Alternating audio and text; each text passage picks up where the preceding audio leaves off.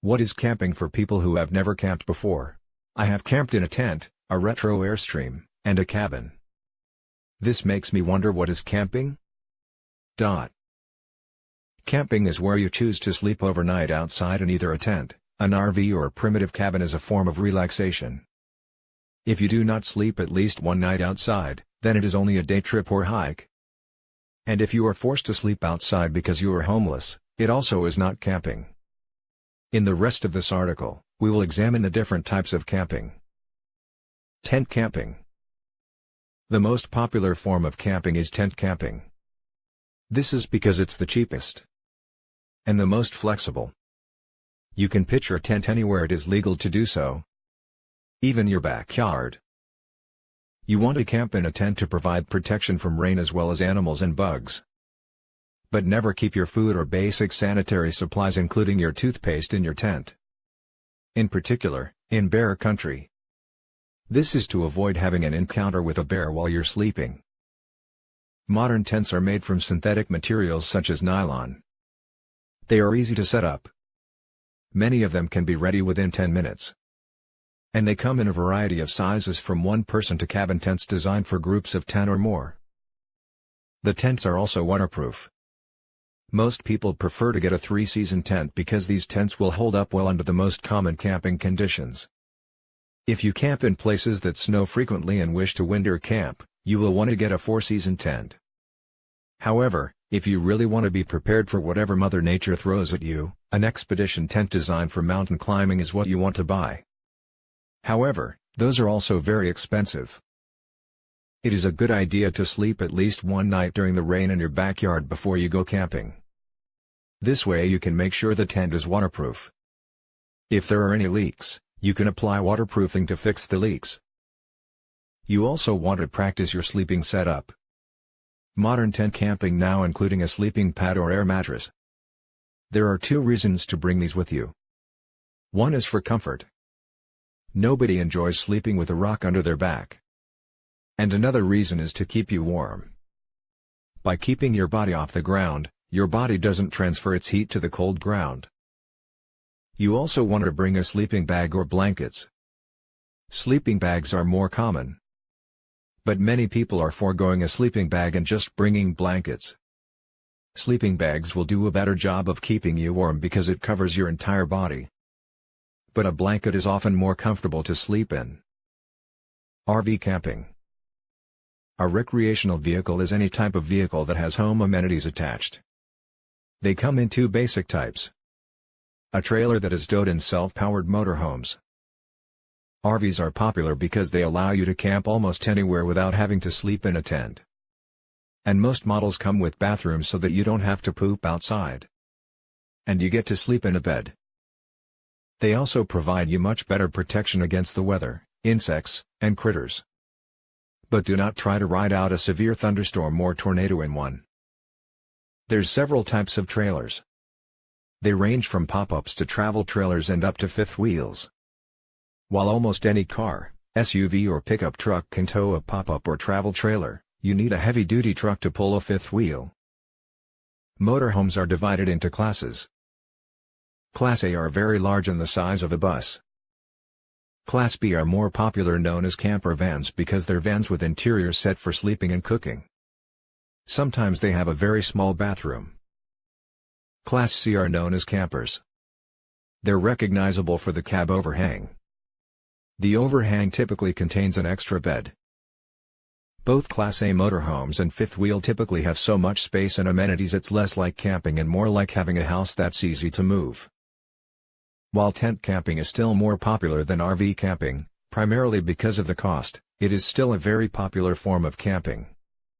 And thanks to mobile internet access, many people have elected to sell their house or give up their apartment and live full-time in their RV traveling the country.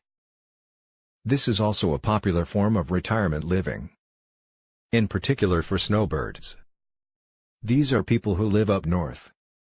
They live in an RV during the winter to avoid the cold and snow at the southern RV campsite.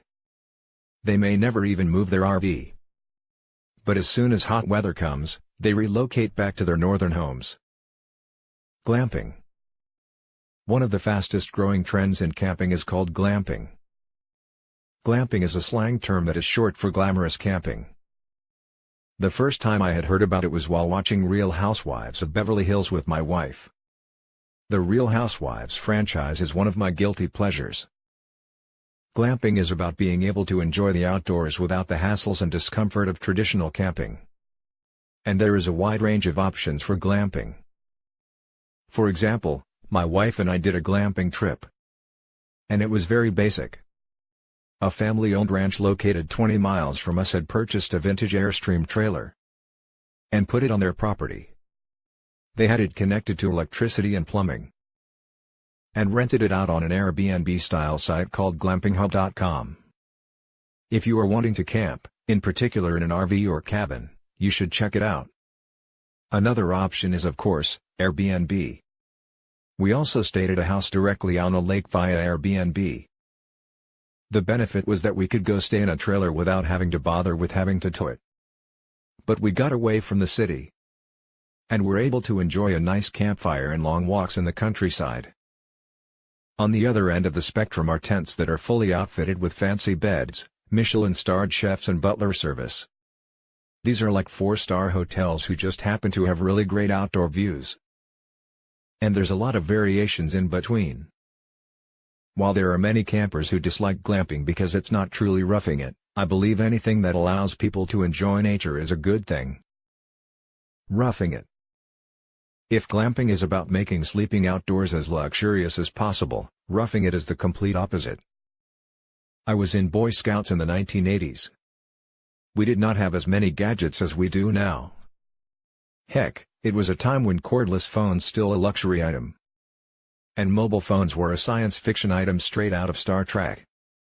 The only options we had were radios, portable televisions, and clunky video games. The Madden of the time was a portable electronic with an orange light on it that I still don't understand how you're supposed to play. My dad was our scoutmaster and he forbid all electronics. No radios. No portable televisions. And no video games of all kinds. I'm sure my dad would not allow us to bring our mobile phones now. It is up to you about how much technology you want to bring with you. While it is great to connect with nature, you are still likely to bring your phone. Because our phones are not just phones. They're also great at preventing you from getting lost. Even if you are going off the grid, there are apps like Hunks Maps that will work for you. Plus you may need to call for help. And let's be candid. After the sun goes down, and it's just you and your kids in the tent, at some point, you might just want to relax by watching a movie.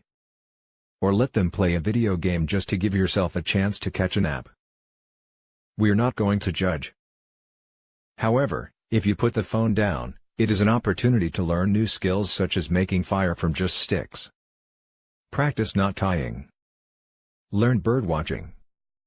Or even how to whittle. I enjoyed whittling as a scout. Though I wasn't very good and I haven't done it in years. But it's something I constantly think about taking back up. Dispersed camping. There are 3 basic types of campgrounds.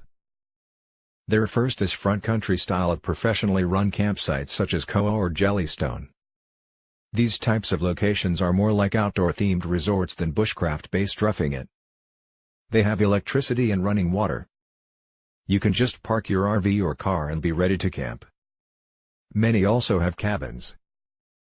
The next type is a designated campsite in a backcountry area. You often cannot drive to these campsites. Some are close enough that you only have to walk a little bit. For example, I live along Lake Lewisville in Texas, which is the largest lake in Texas. There's a park about 5 miles from me where you can do a backcountry camping. While you can't drive your car to your campsite, it's close enough that they can provide a wagon to carry your gear for you. Other backcountry locations require a half day or more of hiking. The third type of camping is dispersed camping. This is also known as wild camping. Many national parks, state parks, and similar government-owned public lands allow this. But make sure you have permission. In these areas, you are 100% on your own.